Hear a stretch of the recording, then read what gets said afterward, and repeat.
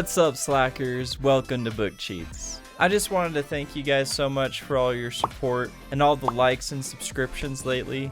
Just within the last month, I've gained 1,000 subscribers, and I'm hoping to be able to focus on this channel a lot more to help all of you guys out. And it's thanks to my subscribers and thanks to everybody who leaves likes and comments that this channel is growing. And honestly, it really means a lot to me every time you guys thank me for these videos. It really shows me that I'm making a difference and saving you guys a ton of time so you guys can super slack on. I'm just super glad that there's a lot of lazy people out there just like me. Let's keep the subscriptions going, and if you're new to my channel, hit that subscribe button on the bottom. That way I can eventually do this full time. Anyway, let's get right into this chapter. Today we're going to be talking about To Kill a Mockingbird, chapter 19. Now this chapter is continuing on in the court cases, and it leaves right off where the last chapter left off. Tom Robinson is called to the witness stand to give his testimony, and because Tom's left hand is jacked up and completely unusable from when he was a child, Tom tries to use his right hand to lift his left hand, while at the same time putting his right hand on the Bible so that he can say that he's going to tell the truth. But his hand keeps falling, and finally Judge Taylor says that it's fine and that he doesn't need to lift his left hand up. Tom swears to tell the truth. I want the truth! You can't handle the truth! And takes the seat. Atticus starts out questioning Tom to sort of paint a picture of who Tom is. From Atticus's initial questions, we learn that Tom is 25 years old and that he has 3 kids and a wife, and that he works for Mr. D's picking cotton. Oh, hell no! And doing other miscellaneous jobs. Atticus even has Tom talk about his legal trouble in the past because one time he got into a fight and he had to spend 30 days in jail. Dill tells Scout that Atticus was talking about that because he wanted everybody to know that he wanted to be 100% open about Tom's life and show that Tom had nothing whatsoever to hide. Atticus asked Tom about how he had to walk to work, and Tom explained that the only way possible to get to Mr. Linkdy's house was by passing the Ewells' house, and so he walked right past their house every day to and from work, and that there was no other way to get there. Atticus asked Tom when the first time Mayella asked him for help and asked him to come inside the gate was. Tom says that the first time Mayella ever asked for help was about a year ago, and Mayella asked Tom to come inside the gate, and she offered him a nickel to chop up a dresser for some firewood. Tom came inside the gate that day and chopped up the dresser, and Mayella tried to give him the nickel, and Tom didn't accept the nickel, and he said that he was glad to help out because he knew the Ewells were so poor. Tom explains that after that, it seemed like almost every single day, Mayella was calling after him. Bet those arms could put together my IKEA furniture! Asking for help. And Tom says that he never accepted the nickel that Mayella would offer him every day because he was mostly glad to help all the small children who seemed to be starving at the Ewells' house. Atticus asked Tom if any of the Ewell children ever saw Tom helping out around the house, and Tom says that most of the children would watch and sit on the porch or look out the windows as he would work and help out around the house. Atticus asked Tom if Mayella would ever talk to Tom, and Tom said that every single time he would go over, Mayella would talk up a storm.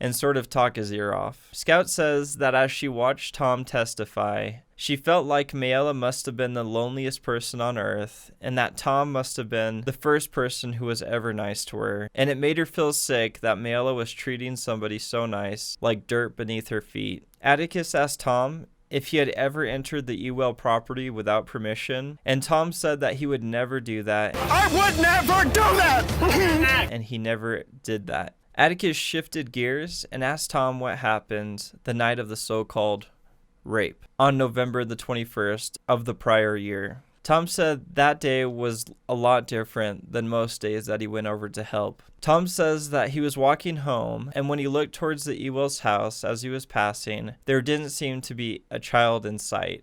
Tom says that Mayella called him over as usual to ask for some help. And Tom continued to look for children, but he couldn't see any. Mayella told Tom that one of the doors needed fixing because fall was coming around, and she wanted to make sure the door was going to shut okay. You know, that door doesn't hang straight.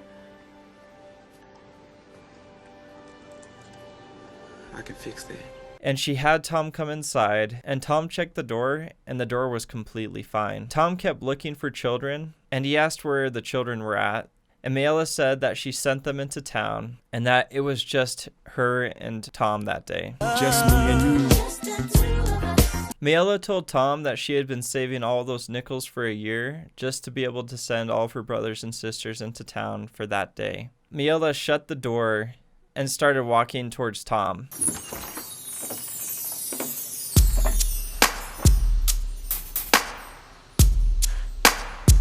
Hey, Billy.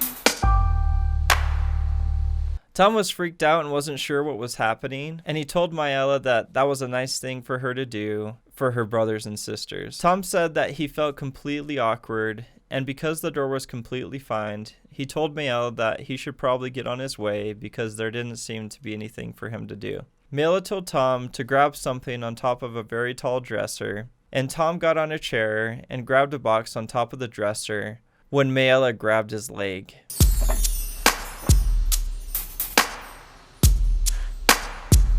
Hey, Billy. This freaked Tom out, and Tom quickly got off the chair, and the chair fell over. As soon as Tom got off the chair, Mayella jumped, and Koala Bear hugged Tom. Mayella was squeezing Tom, and Tom was freaked out, and Mayella kissed Tom on the cheek, and Mayella told Tom that that was the first time she had ever kissed a grown man, and that what her father did to her didn't count.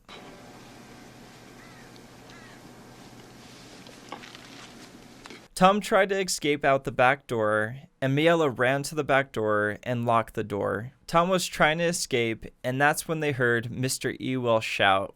Atticus asked Tom what Mr. Ewell said, and Tom was apprehensive about saying what Mr. Ewell said because he said it was inappropriate for the crowd to hear. And Atticus explained that they were in court, and Tom was to tell the truth about the whole situation.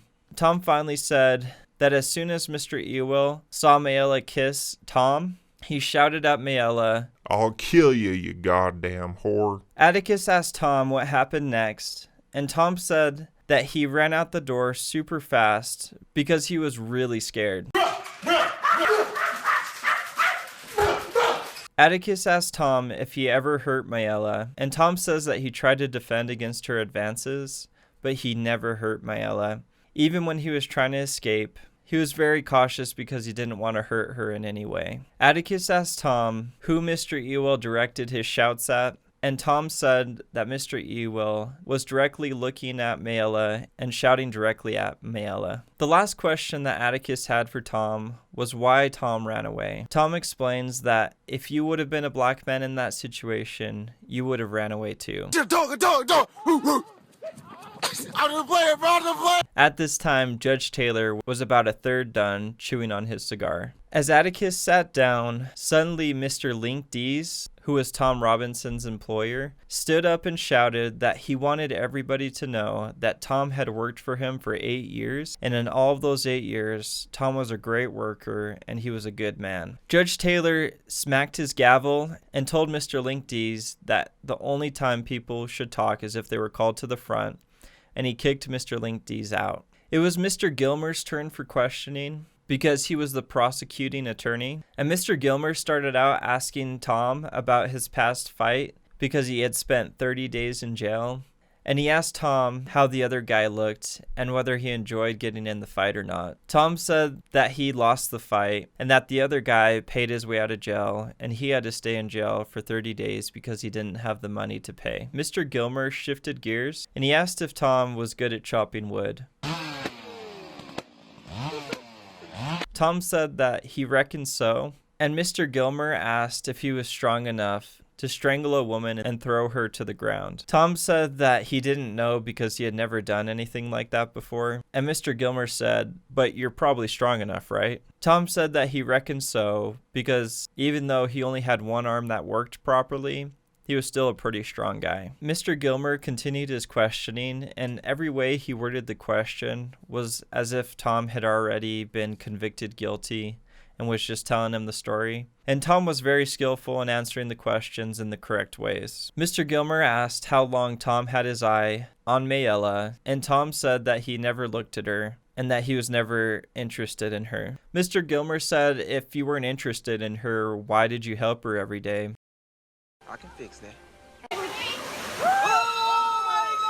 Tom explains that it was to help the family out, and he was trying to be nice, and because he felt sorry for Mayella because she was the only one who tried in that family. Mr. Gilmer was shocked, and he looked towards the jury because it sounded like Tom felt like he was better than a white person. This didn't sit pretty with the crowd, and Mr. Gilmer kept questioning. Mr. Gilmer asked if Tom thought that Mayella was lying, and Tom said that he didn't think so, but that he thought that she had confused things in her mind. Mr. Gilmer asked Tom why he ran off that day, and Tom repeated his answer that if he would have been black, he would have ran off too. And he explains further and says that he was scared. Mr. Gilmer sort of chuckled and he said, you couldn't have been scared that Mayella was going to hurt you or something. And Tom said that he was scared that he'd end up in court like he was right there. And Mr. Gilmer said, for something you did?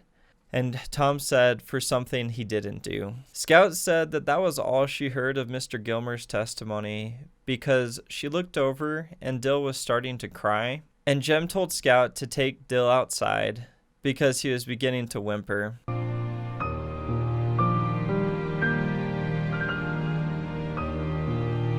As Scout was taking Dill outside, Mr. Link Dees was hiding by the stairs, and he asked what was wrong, and Scout said that Dill was feeling sick. Scout thought that Dill was overheated or something because it was super hot inside the courtroom, and they found a big oak tree to sit underneath for shade. And Scout asked Dill why he was crying. Dill explained that Mr. Gilmer was being super mean to Tom, and that Tom didn't deserve that. Scout tried to explain that that was just Mr. Gilmer's job, and that he was actually being nicer than usual to Tom, because most black people he treated with complete disrespect. Dill mentions how it bugged him that Mr. Gilmer kept looking towards the jury as if everything Tom said was completely stupid, and he said that nobody should ever be treated that way. Scout sort of laughed and said, well, Dill, Tom's a Negro. Dill scowled and he said that he didn't care about that and that nobody had a right to treat another human being that way.